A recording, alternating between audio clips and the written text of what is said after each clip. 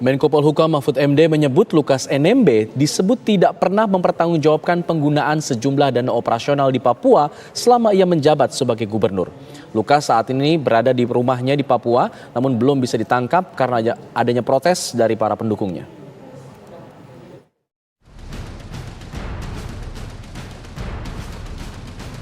Kasus dugaan korupsi Jumbo Gubernur Papua Lukas NMB menghenyakkan publik.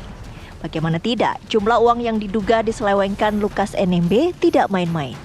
Pusat Pelaporan Analisis Transaksi Keuangan PPATK menemukan kejanggalan transaksi setidaknya sebesar 560 miliar rupiah dalam suatu periode tertentu.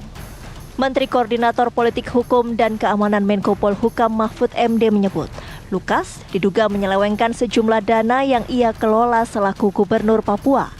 Lukas disebut tidak pernah mempertanggungjawabkan penggunaan sejumlah dana, mulai dari dana otonomi khusus Papua, dana operasional pimpinan hingga dana PON Papua selama ia menjabat.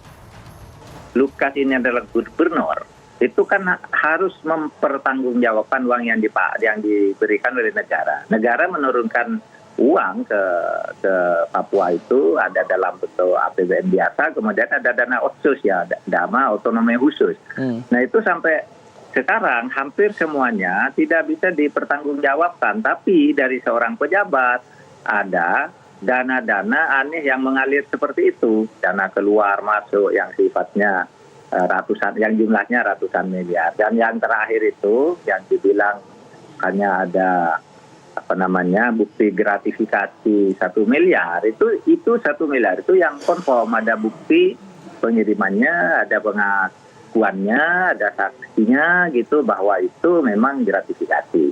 Banyak sekali yang tidak dipertanggungjawabkan, misalnya dana operasional pimpinan DOP yang ratusan miliar, ada dana PON.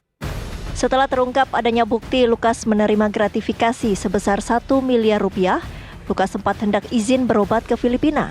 Namun status tersangka membuatnya tak bisa keluar negeri.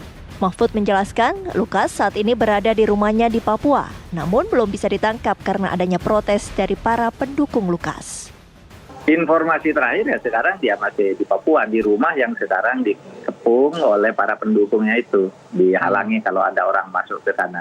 Ya kita kasihan juga sih, beliau kan sakit, tidak dalam situasi begini aja. Kalau saya ketemu sama dia dan kita lihat dia di TV, di pembukaan atau penutupan PON kemarin itu kan orangnya sudah tidur sekali bahwa dia betul-betul sakit gitu. Itu makanya itu masalah hak asasi manusianya kita perhatikan betul. Ini orang sakit. Pemerintah menegaskan penetapan tersangka Lukas NMB bukanlah bentuk kriminalisasi, namun murni penegakan hukum sesuai undang-undang yang berlaku. Mahfud meminta masyarakat Papua, terutama para pendukung Lukas NMB agar kooperatif memberi kesempatan KPK untuk mendapat klarifikasi dari tersangka untuk menjelaskan sumber dana yang mencurigakan tersebut. Tim TV One mengabarkan.